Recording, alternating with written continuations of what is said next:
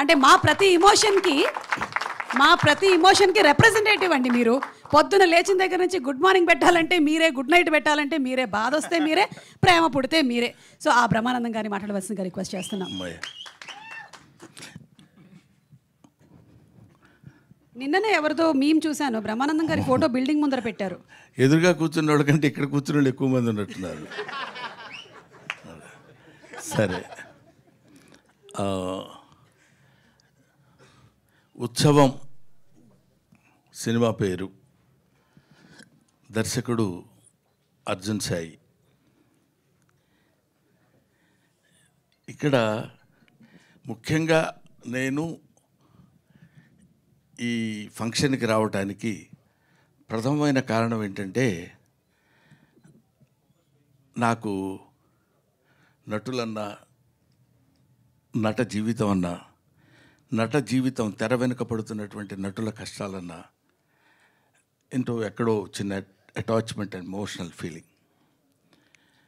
ఇందాక మా అమ్మాయి సుమ చెప్పినట్టు, తను ఎంత ప్రౌడ్గా గర్వంగా చెప్పిందంటే, I'm the product of stage అని. నాటకం నుంచి వచ్చానని చెప్పుకోవడానికి ఈ రోజుల్లో కొంచెం హెజిటేట్ చేసేటువంటి వాళ్ళు చాలామంది ఉన్నారని నాకు తెలుసు. నేను నాటకాలు వేసుకునేవాడు అనేవాళ్ళు పూర్వం, నాటకాలు వేసుకునే వాళ్ళ గురించి. But one thing, art is long, life is short. మనం ఎంతకాలం ఉంటామో మనకు తెలియదు. బట్ చివరి వరకు మిగిలిపోయేది, శ్రీకృష్ణదేవరాయలు బతికున్నాడు అంటే అష్టదిగ్గజాల వల్ల, రాజరాజ నరేంద్రుడు బతికున్నాడంటే నన్నయ్య వల్ల. ఇలా మహానుభావులందరూ, మహారాజులు బతికున్నారు అంటే వాళ్ళు పెంచి పోషించినటువంటి కళలు, కళాకారులు, కవుల వల్ల. అటువంటి కవులు పుట్టినటువంటి దేశం మన భారతదేశం.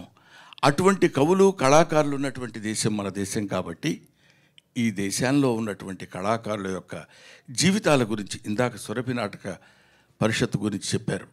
వాళ్ళు just they dedicated they life for the sake of stage.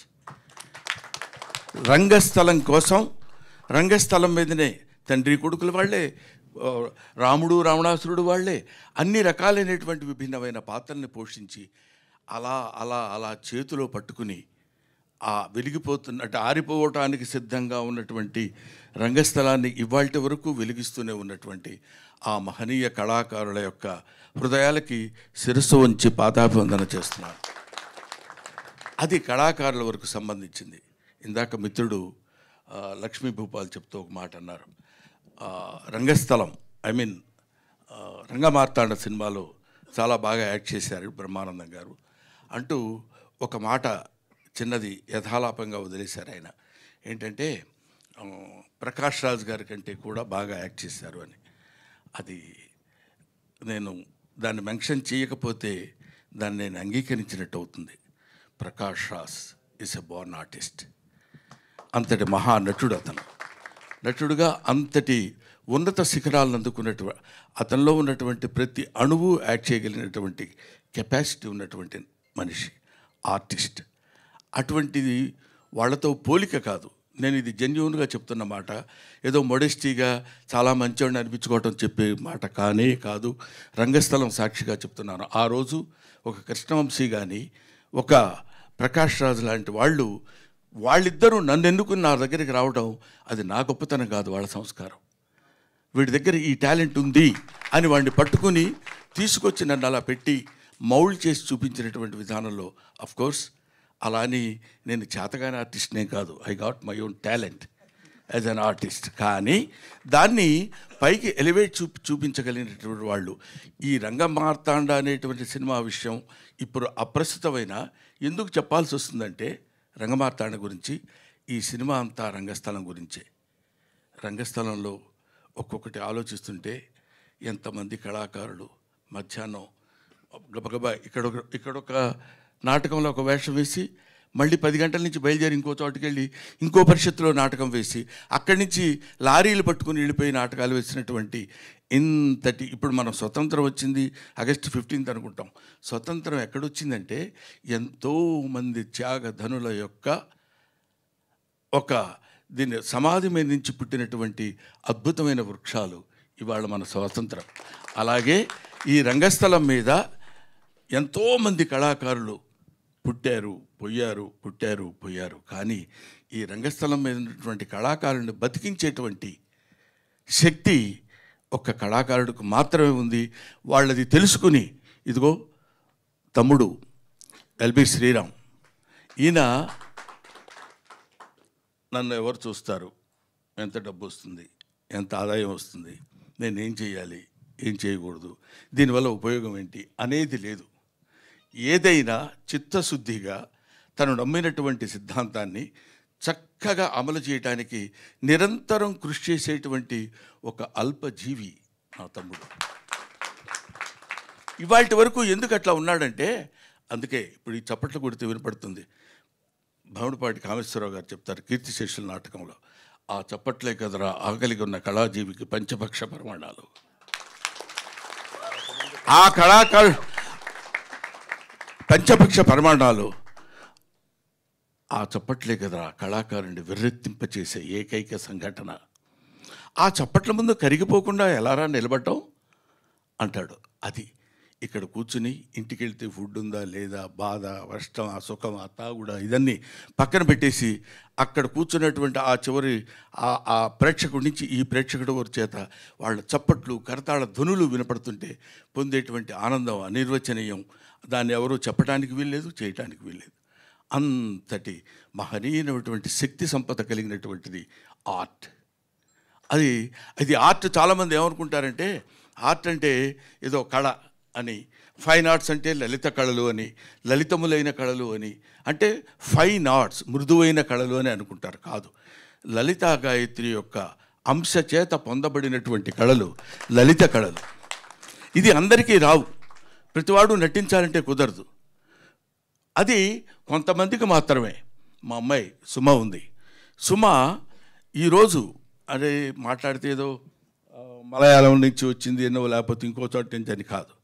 ఏదైనా తను నమ్మినటువంటి సిద్ధాంతాన్ని అలా పట్టుకుని మైకు రూపంలో ఇంతకాలం తనేదో గొప్పగా ఉంది అని కాదు, తను చేస్తున్నటువంటి నిరంతర కృషి. వింటున్నారో లేదో తెలియదు, మాట్లాడుతున్నారో లేదో తెలియదు, తనంతట తాను మలుచుకున్నటువంటి స్వయం శిల్పి సుమ. ఇటువంటి వాళ్ళు, ఎందుకంటే ఆ అమ్మాయిలో ఇప్పుడు ఇంతవరకు నాకు తెలియదు తన స్టేజ్ ఆర్టిస్ట్ అని. ఇలా చెప్తున్నప్పుడు ఓహో ఇటువంటి వాళ్ళు కూడా ఉన్నారా, మనకు తెలియని విషయాలు ఎన్ని ఉన్నాయో కదా అని. అది అద్భుతమైనటువంటి ఇటువంటి కళాకారులందరినీ ఒకచోట చేర్చి వీళ్ళ మీద ఒక సినిమా తీయాలని అనేటువంటి ఆలోచన రావడమే నిజంగా చిన్నవాడు అర్జున్ సాయి.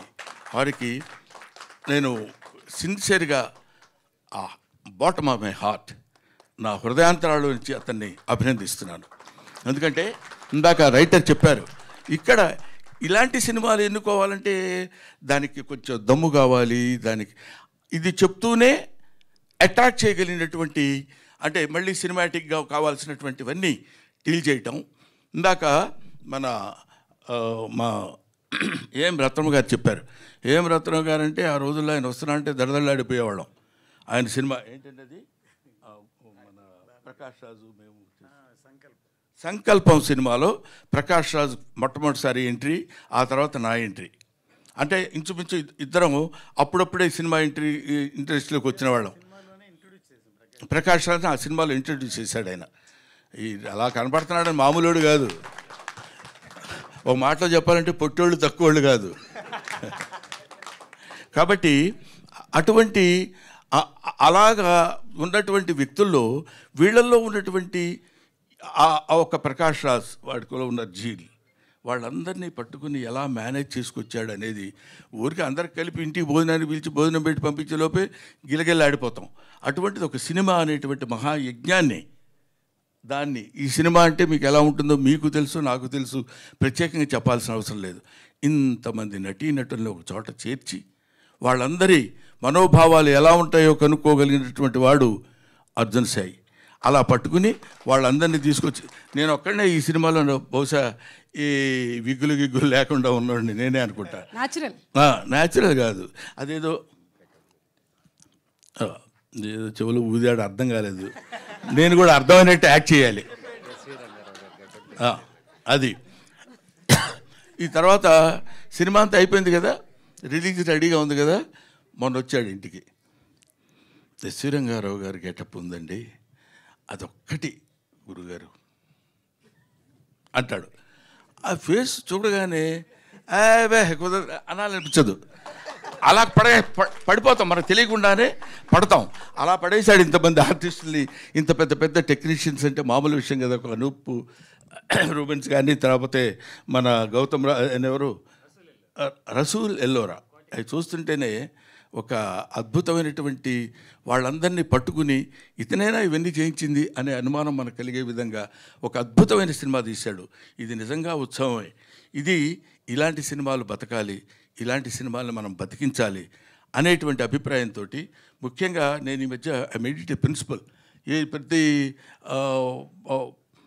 పెద్ద సినిమా ఫంక్షన్లకు వెళ్తే అందరిలో ఒకళ్ళం అవుతాం.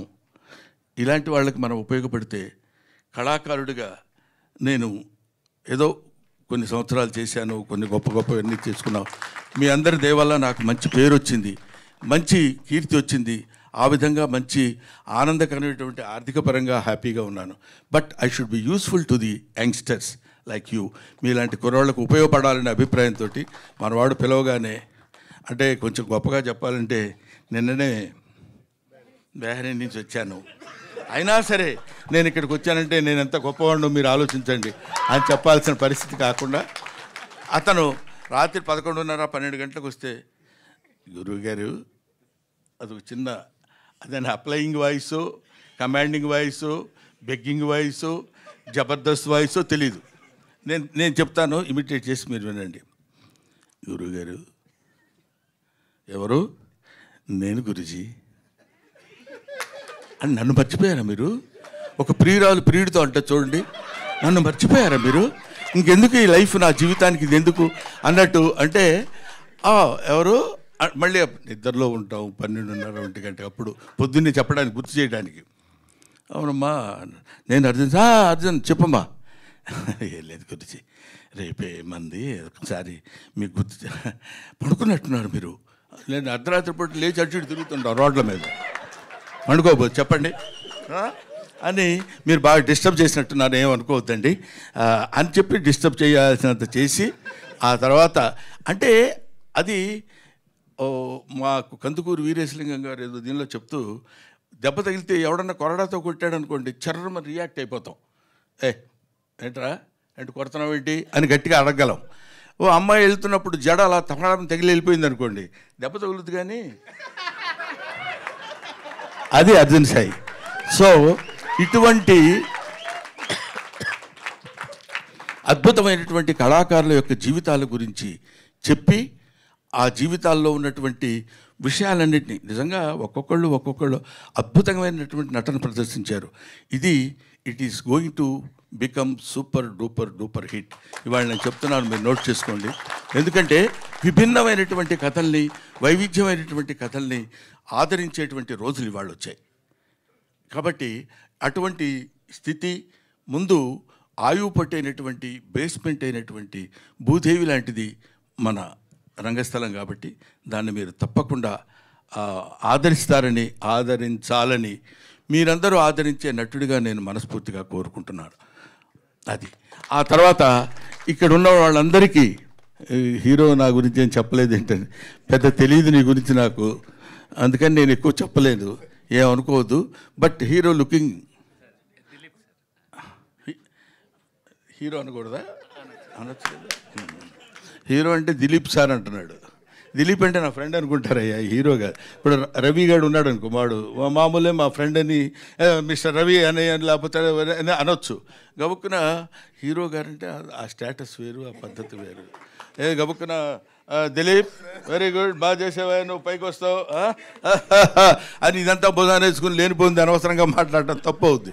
కాబట్టి ఎనీవే, నాకు ఈ అవకాశాన్ని ఇచ్చిన అనే మాట మన ప్రతి చోట రంగస్థలం మీద మాట్లాడే మాటే కాదు.